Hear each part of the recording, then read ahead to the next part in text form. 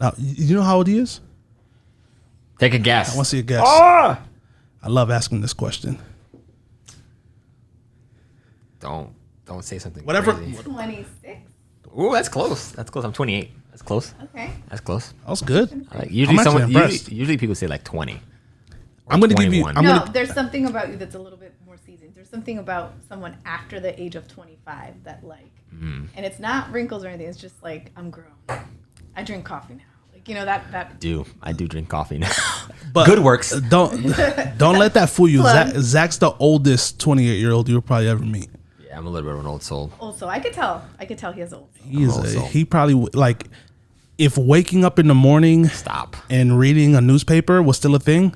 That would be in his. Does he wake up naturally early in the morning? He's a morning person. I went on vacation with him before.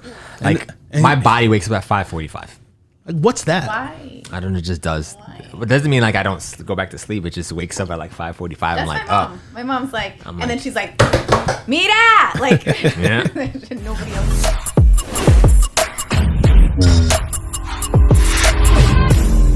Hello, everyone. Welcome to the Winners Podcast. My name is Shannon, and I'm joined today by my lovely co-host, Zach Cameron.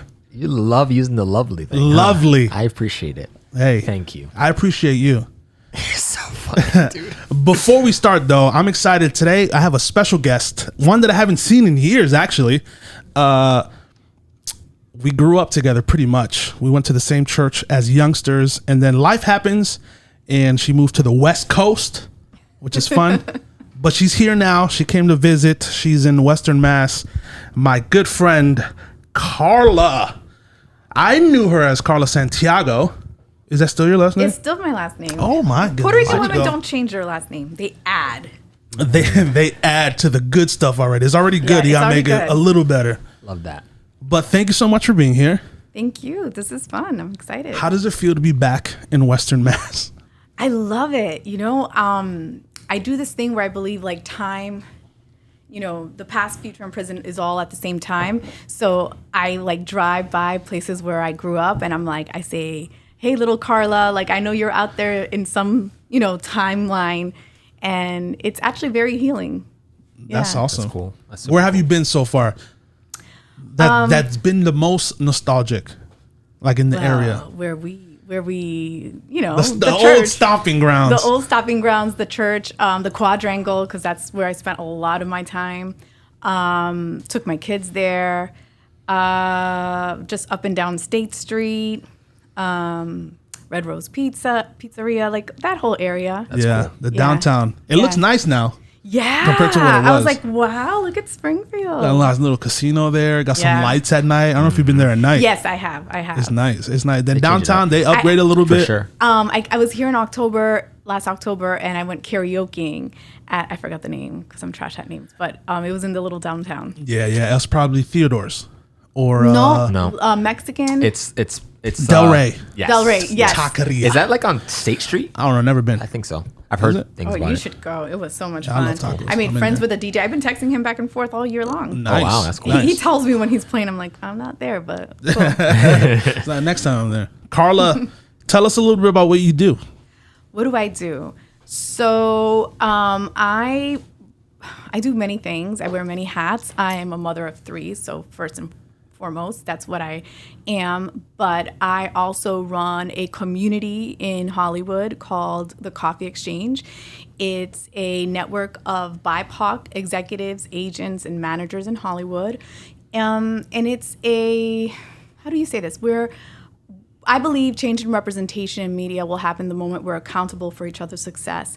And so through this community, we are vulnerable with each other, ask for help with each other, and spiritually uplift each other. We're not any denomination. There's Christians, there's Baha'is, there's Muslims, there's a little bit of everyone, even atheists, and we just gather together and we support each other spiritually, but also like work-wise, right? Like if I have a project, can you check out my script? Can you help my client? That's what we do. So that's a major part of my life, the Coffee Exchange. But then I recently left Netflix, and I was running community at Netflix for the Latinx community. which I loved. And naturally, I got that job because of the community work that I was already doing. But I do a lot of business development partnerships, and I'm about to launch an agency called Story, which it's actually a relaunch. And basically, what I do is I'm calling it a point of connection agency, because what I do is I'm like obsessively obsessed with networking people. Basically, I'm obsessed with connecting dots. Awesome. So whether it's Love that. business partnerships or networking people, that's what I do. It's put the right people in the right room.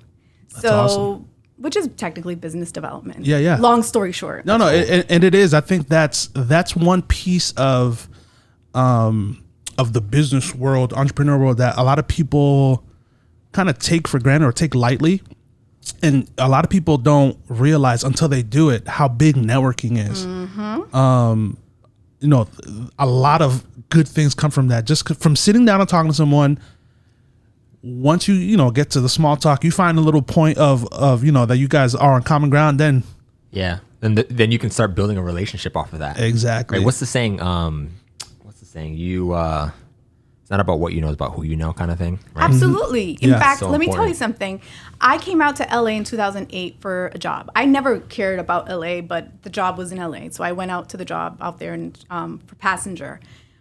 In 2008, the market crashed. I ended up staying. I didn't get a job until 2011. Wow. I hustled, consulted, did all the things.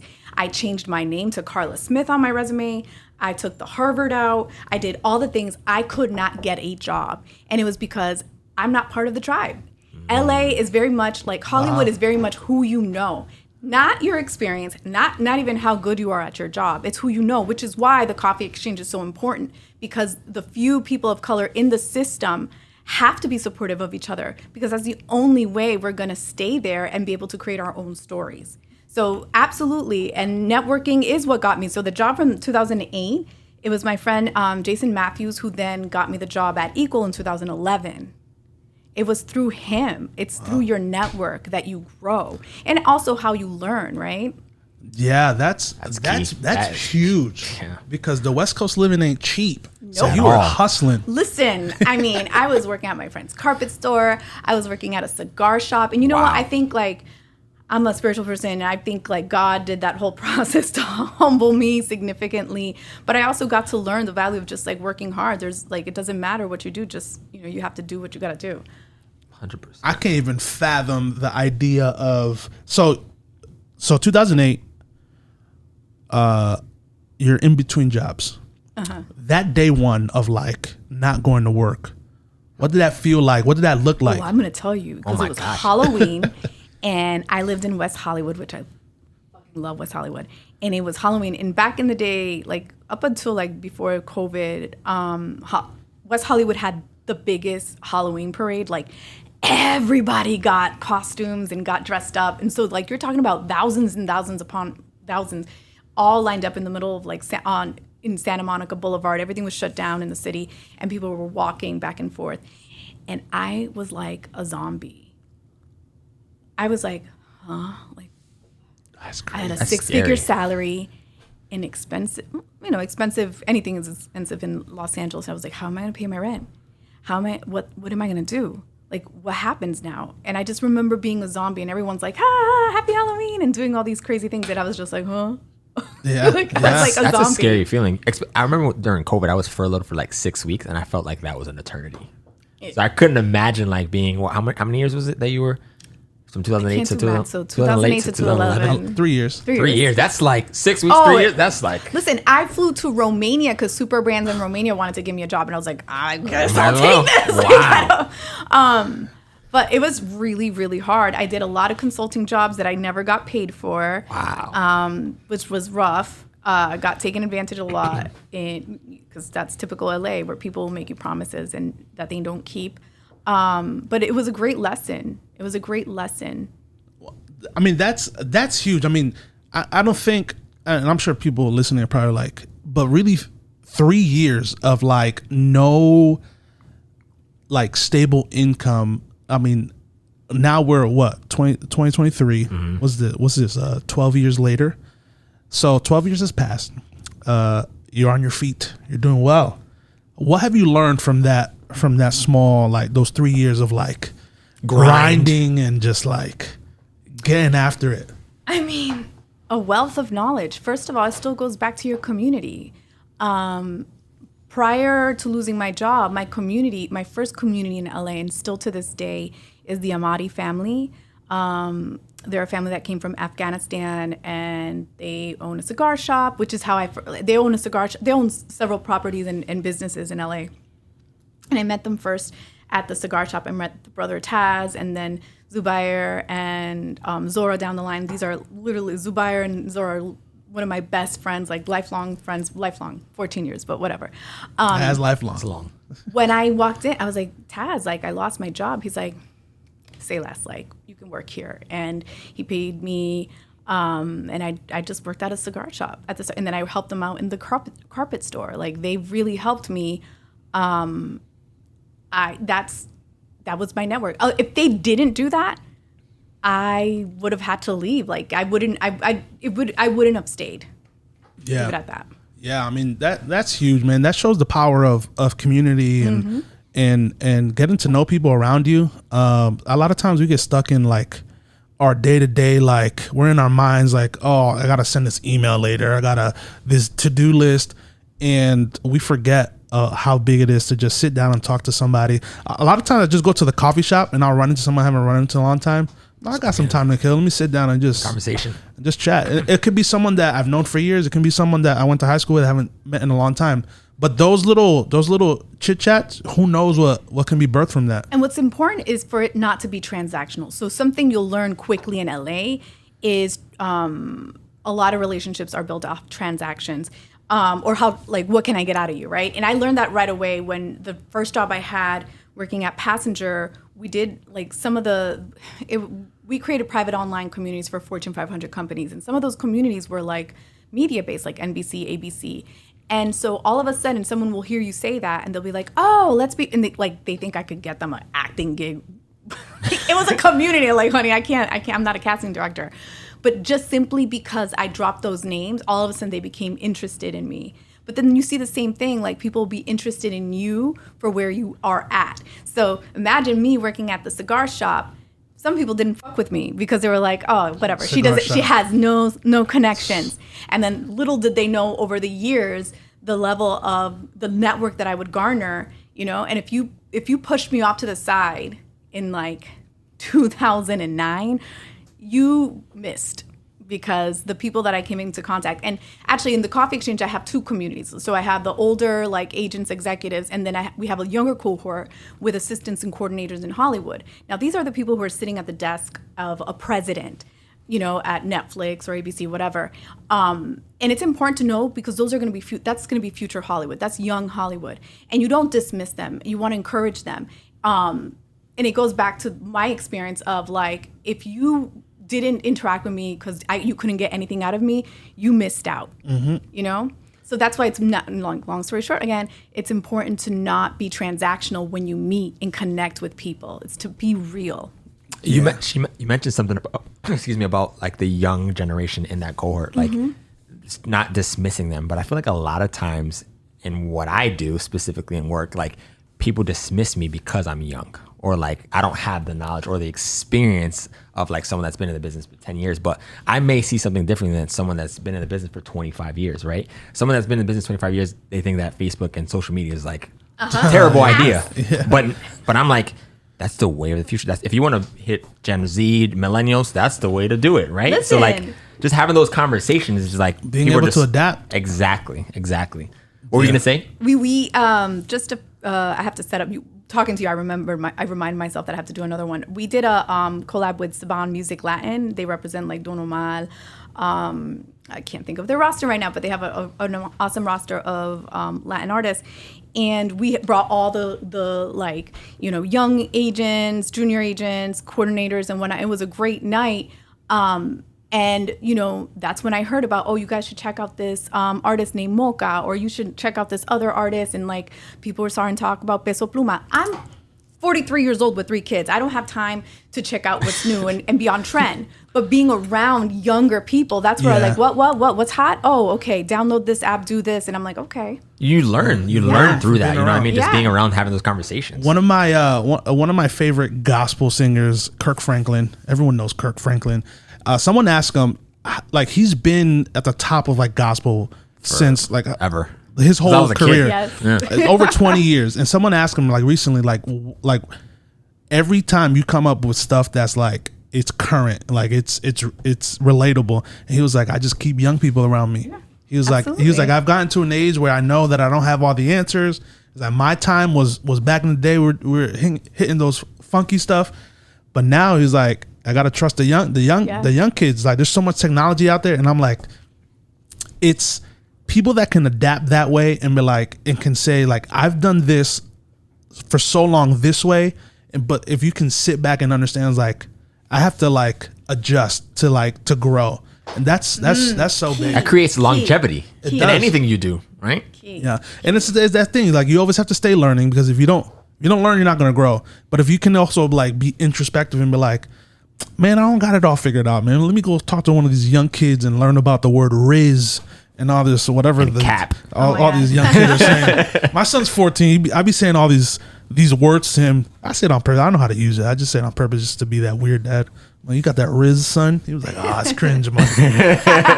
Once you say it, stops being cool. Like, that's so mid. Okay, that's over. He has his friends over sometimes. I just say all the words. I'm like, you guys doing some cringy activities?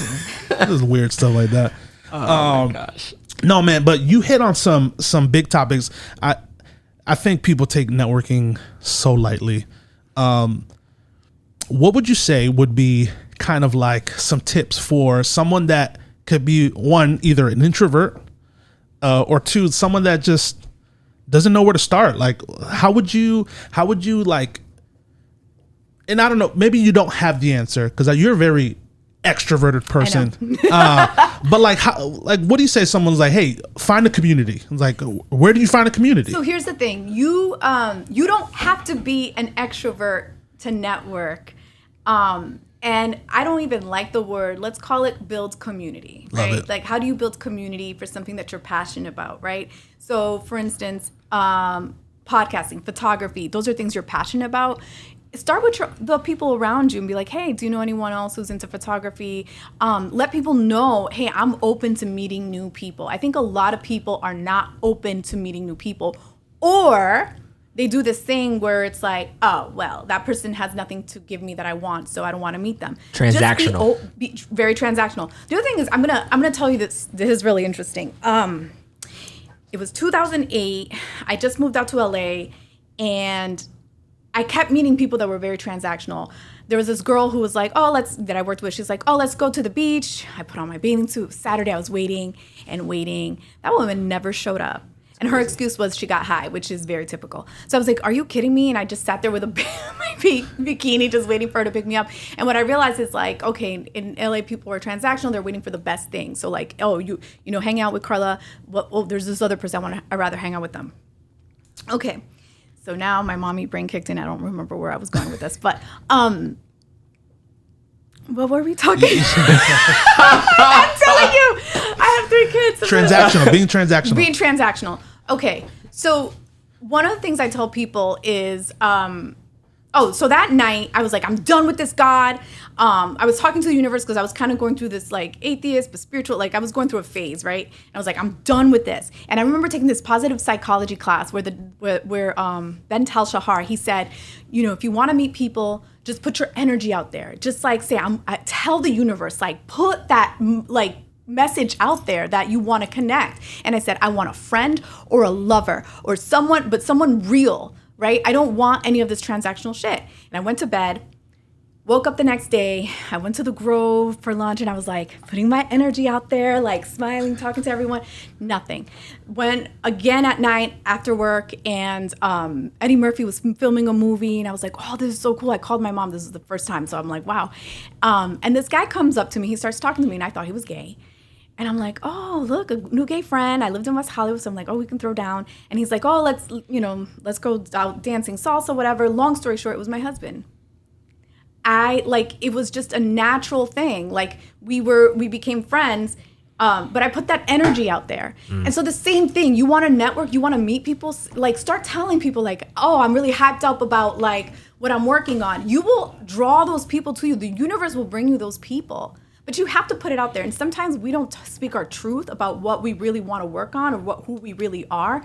And that actually closes those doors for those people to come to us. Wait, say that part one. That was good. Say That that was again. so Say that again. good. Now you made me nervous. I forgot what I said. Mommy brain. You have to be authentic, be your true authentic self. So that means like, if I want to work on community and I want to launch this, like I'm launching this agency, I got to speak it out. And I can't be embarrassed. And if someone says like, oh, you can't do that, whatever, like who cares? Speak your truth, even if your own family is not with it, because eventually the right people are going to hear it and they're going to come to you. The universe will bring you those people. But then like on top of the universe, you have to make some effort. Go to meetup.com, go on Instagram, go on TikTok, see where people are gathering, go on Discord, Reddit, where are people, like-minded people gathering, and then reach out and say, let's have a coffee. So the reason the coffee exchange is called the coffee exchange is because in Hollywood, when you want to meet with someone, but you don't want to commit to a lunch or a dinner, you say, let's grab a coffee, right? So you can exchange your information and see like, okay, how can we work together? That's what you do. Say, let's go grab a coffee at GoodWorks. Like, I just want to get to know you. And you'd be surprised. Sometimes, like, someone doesn't have the resume you think that's going to help you out, but down the line, or they have a cousin, or you have no idea who people are connected to. And so you just connect out of pure, like, wanting to connect with another human being. And you're going to see everything's going to work out for you. Yeah, man, you get some good nuggets, some good stuff there. It leads me to putting the good stuff out there, talking to people, communicating with people. You mentioned one thing I love about there's a stark difference between like East Coast and West Coast. I'll say it again. We are 10 years behind everything. Always on the east side. I feel like I'm not East Coast. I say Western Mass. Okay. I feel like I feel like we're always 10 years behind. I feel like the general like bubble of Western Mass is like outdated compared to like the world or even the West Coast. But that makes sense because like places like LA and New York, you're bringing in international people. You're bringing in folks who are coming up with different ideas. So even if in LA, someone from Wisconsin might move to LA, they're bringing in a different perspective. So now you have all these different perspectives talking and new things come abound. Yeah. So I get that's that. fair. Yeah. Like I've always noticed like apps, obviously they like release in the bigger cities I feel like in the West Coast they're adapting like this new technology, this new way of thinking a lot faster than we would over here in the West Coast. Like an example that I use is like when Twitter first came out. You know, a lot of college students were using it, whatever. But then I feel like Twitter and social media really took off in the West Coast a lot faster than it did over here. Like specifically Twitter, like you'd find someone on the West Coast like, oh yeah, I'm on Twitter, and people are building community and talking over there. Over here, and people were just using Facebook. Like MySpace. Facebook was like, or MySpace was like the main. And what I'm saying is I feel like people in Western Mass, the general consensus of people aren't utilizing the tools or the resources available because they don't know of them. They don't know that there's like I just found out about an app that I call it the Airbnb of parking spots. So all it is, let's say you have an extra spot in your driveway and you know there's an event coming. Someone can go on the app and pay you to park in your spot in your driveway. I didn't know that. Did you know that? I did. I don't remember the name, but it's also because I read a lot of like I used to read a lot of TechCrunch. Okay. Cassandra Jaley. It's being informed, but that was also part of my job. So that's also why like when your job is media or your job is entertainment. So the reason I followed a lot of TechCrunch is because back in 2011 I had these influencers, you know, they were like, oh, these YouTubers are coming about and we need to make money for them. So we made like these websites for them through this company that I worked at called Equal. And then Jennifer Lopez got a website with us and Lauren Conrad. And I was in charge of, and Alicia Silverstone making money off of it, right? So I can't go to Coca-Cola because I'd be like, oh, I have these people. They weren't even called influencers at the time. I can't be like, hey, Coca-Cola, give me some money to be on J-Lo's website and we'll do a sponsored Facebook and a sponsored tweet for you. That was like, no one knew what the fuck I was talking about at the time. So I would go to TechCrunch and be like, hey, Poshmark, hey, Airbnb, hey, Instacart, before they were all Airbnb and Instacart. And I would literally be talking directly to the CMO because it was like a startup. And they'd be like, okay, I got $10,000, but you got to show me what I can get for $10,000. Instacart, they paid me $25,000. Was it $25,000 for LaurenConrad.com and something on her Facebook. And they got like 5,000 signups in Santa Monica. Like that was their goal. Well, the point is like I had to be informed about the latest technology because that was the way I was making my bread and butter. Yeah. So like, who in Western so you have to be in the know. That? Yeah. You have to be in the know. That's big. That's huge. That's changed my perspective. I love the take because she's in the West Coast. Yeah. So I feel like I had to bring it up because we got some West Coast action here. She's from the West Coast, but she's really from the East Coast. I'm Springfield through and through. She's Springfield in the heart. She got that hood in her. No, Carla's mentioning some huge companies, Netflix, Coca-Cola, amongst others. Don't get it twisted. Carla has a crazy resume. She's a Harvard graduate, a UMass graduate, woo, among other things. Let's talk about it. Harvard. How was that? Okay. Harvard's crazy. So To me, Harvard is a great brand, right? And I think as a woman of color, it has helped me and sometimes hurt me. It helped me in the sense that people took me more seriously. They were like, oh. Credibility. So credibility, which is it's what you need when you're a person of color. I'm sorry, it is what it is. It sucks. But sometimes it would hurt me because they'd be like, I'd meet people and they would just want to focus on how the fuck. Like, oh, how are you really smart? And like, I had one woman say to me, this white woman, I mispronounced something. Bitch, I talk, like, English is my second language. Like, I talk 5 languages. Like, get the fuck out of here. I mispronounced something, and she's like, oh, but did you go to Harvard? I'm like, oh, I hate that so much. That's terrible. Shut the fuck up. That's terrible, yo. Goodness. That's crazy. Like, please. So, I think it's great, but to be honest with you, I forgot his name. Jack Welch was a famous CEO. And at GM, he came from UMass Amherst. It's not... Harvard gives you a lot of access to people, but who you are is who you are. So it doesn't matter how, like, you can find the access, especially nowadays with the internet and whatnot. Like, you can make a way for yourself. But it has been helpful. I'm not gonna lie to you. Yeah, I've my stance on college is like college is there for the people that need it. Like, like if you're gonna be a doctor, like college is needed. I don't think it's needed for everything, but one thing that I never graduated, but I went to college. I did a solid 2.5 years before I was like, I'm tired of this. But one of the things that I still hold on to are the people that I met in college. Your network. So Harvard Business School doesn't release. I didn't go to Harvard Business School, by the way. They don't release your grades because it's not about your fucking grades. You go there to network. Yeah, that's what it's all about. Yeah. Every time I run into someone like yeah, this dude I went to college with is in Houston and we're gonna connect. I'm like, that's dope. Like the fact that you can be here and you're still connected via social media with someone and you be like, yeah, I got this person over there. I'm gonna fly over there to work on some stuff, and you meet up and you have someone that you know in there. But that goes back to community. And so one thing that Harvard is really, and I worked at the Harvard Alumni Association, which I love that job. They would have all the classes meet and have reunions to maintain that network. Right? HBCUs do a great job at this. When you maintain your network, that community, that's where your opportunities come from. And you have no idea. The majority of people out there making it is because of that same community. Yeah, that's huge, man. I love the idea of the coffee exchange.